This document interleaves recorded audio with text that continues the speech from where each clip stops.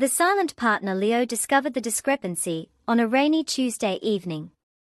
He was reconciling the monthly accounts for his small but thriving architectural firm, Carter and Reed, a task he performed with monastic focus every fourth week. The numbers, usually a symphony of perfect balance, emitted a single dissonant note. A vendor payment to Summit offers supplies for $2,850. The amount was plausible. The vendor was not. He frowned, scrolling back through the ledger. There it was again, from 2 months prior. $3,100 to Summit. And again, 3 months before that. He cross-referenced the invoices. They were all digital, cleanly formatted, bearing the firm's logo and his partner Michael Reed's electronic approval signature. The items listed were generic. High-end printer toner, bulk paper, ergonomic chair parts. The trouble was, Leo handled all office procurement. They bought toner from a local supplier, paper in bulk twice a year, and their chairs were only 2 years old, purchased from a specialized dealer. A cold trickle, distinct from the rain pattering the window, traced down his spine. He opened the associated banking portal. The payments had been made from their main operating account, which required dual authorization, his and Michael's. He checked the audit log. Each transaction was verified by his own digital token. Impossible. He was scrupulous. He'd have remembered authorizing thousands to a phantom vendor. He looked at Michael's empty desk across their shared, loft-style office. They'd built this firm from a dorm room dream, survived recessions, celebrated each other's weddings. Michael, the charismatic front man with the client-pleasing smile and the easy charm. Leo, the engine room, the structural genius who made the beautiful sketches stand up. They were supposed to be forever. That night, in the silent, too-big house he'd bought after his divorce, a house Michael had helped him pick, Leo couldn't sleep. The digital signature. He used a password manager with a complex master key. But there was one other place it was stored. On the firm's server, encrypted, accessible only by the two of them. Or by someone with administrative privileges. Michael handled it. The next morning, he arrived early. He didn't touch the books. Instead, he performed a different kind of audit. He checked the server logs, a language he understood almost as well as reinforced concrete.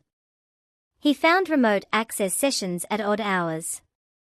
3:17 a.m. last Saturday.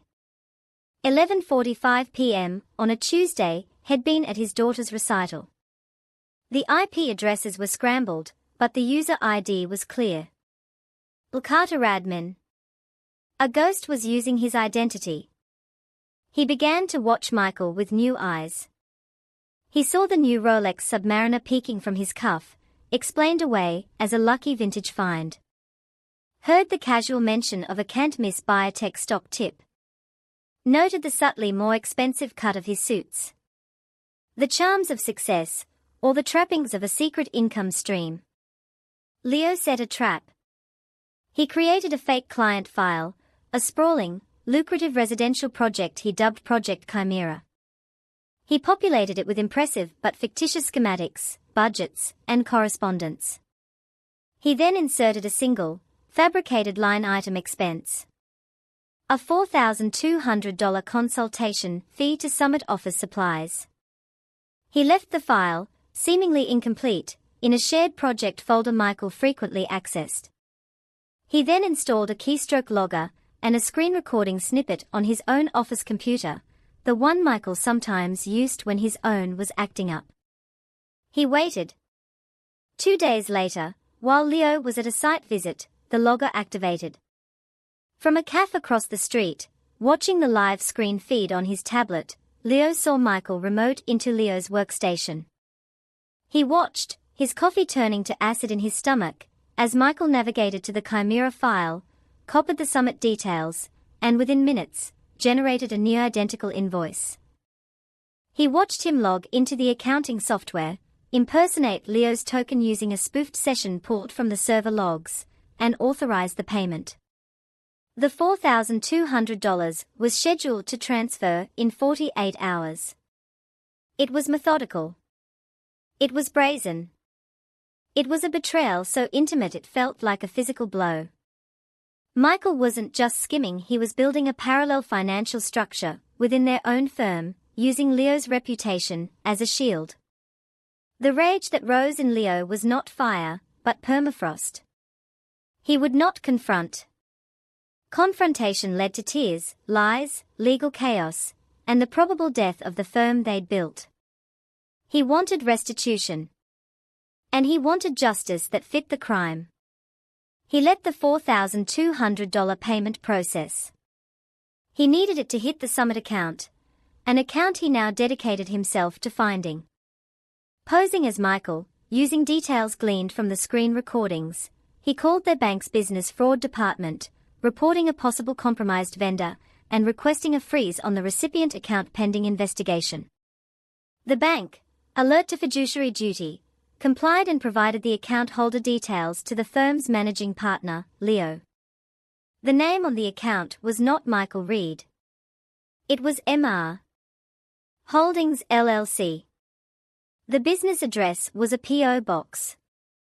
But the personal guarantee on the file, the social security number required to open it, was Michael's. Leo now had the destination. Next, he needed the full scale. He wrote a script, a simple piece of code that scanned every outgoing transaction for the past 5 years, flagging any payment to a vendor not on their approved master list. The list it returned was a masterpiece of embezzlement. Summit was just the largest. There was Apex Digital Solutions, Pinnacle Consulting, Peak Logistics. All shells. All approved by his forged signature. The total, over 5 years, came to $287,650. He printed every fraudulent invoice, every forged authorization log, every bank transfer. He compiled them into a binder, as neat and cold as a forensic report. He then accessed the firm's insurance portal and filed a detailed claim for employee dishonesty and computer fraud, attaching the evidence. The policy had a $500,000 limit. The insurance company would pay, and then they would come for Michael with the relentless efficiency of a subrogation department. On a Friday afternoon, as Michael was packing up, whistling, ready for a weekend at his New Lake house, Leo finally spoke. "Michael." "A word." "Sure, buddy." "What's up?" "You look tense." Leo placed the black binder on the desk between them. "I've been reviewing our fiscal health. I found some irregularities." Michael's smile didn't falter, but his eyes flickered to the binder. "Irregularities? In your books?" "Impossible." "I thought so too." Leo opened the binder to the first page, a summary sheet with the total. $287,650. "It seems we have a silent partner." "Several, in fact." "Summit. Apex. Pinnacle." The color drained from Michael's face. "Leo, I don't know what you're looking at, but save it." Leo's voice was quiet, final. He flipped to a page showing the screen capture of Michael remoted into his computer, the fake Summit invoice on the screen. "I know about the ghost vendors. I know about the signature spoofing. I know about M.R. Holdings." Michael sank into his chair, all charm evaporating, leaving behind a pale, sweating shell of a man. It wasn't supposed to be forever. I got into some debt. The gambling. It just snowballed. I was going to pay it back. With what? Leo asked, genuinely curious. With more phantom invoices. What are you going to do? Michael whispered, his voice raw with terror. I've already done it, Leo said, closing the binder. The insurance claim is filed. The bank has frozen the Mr. Holdings account. The evidence is with my lawyer, and a copy is in a safe deposit box. The police, I'm sure, will be interested once the insurance investigators are done. You'd send me to jail. After 20 years. We're brothers. No, Leo said, standing up. The word hung in the air. Brothers don't do this. You were a contractor. A bad one. And now your contract is terminated. He slid a single sheet of paper across the desk. It was a buy-sell agreement, one they'd signed in their hopeful youth. It stipulated that in the event of a partner's malfeasance, the offending partner forfeited all equity for $1. Sign it. Walk away from the firm, from your shares, clean. Or I send this binder to the district attorney tomorrow morning. Your choice. Michael stared at the paper, his hands shaking. He looked from the damning binder to Leo's impassive face. With a sob that was pure anguish, he scrawled his signature. Get out, Leo said. The locks will be changed tonight. Michael stumbled out, leaving behind his fancy watch on the desk. Leo picked it up, a heavy, counterfeit trophy. He placed it in the top drawer. He sat in the silent office as twilight fell, the rain having stopped. The firm was his now, utterly. It was also a crime scene. He felt no triumph, only a vast, hollow solitude and the grim satisfaction of an equation finely balanced. The silent partner had been excised. All that remained was the quiet, solid weight of what was real, and what was truly his.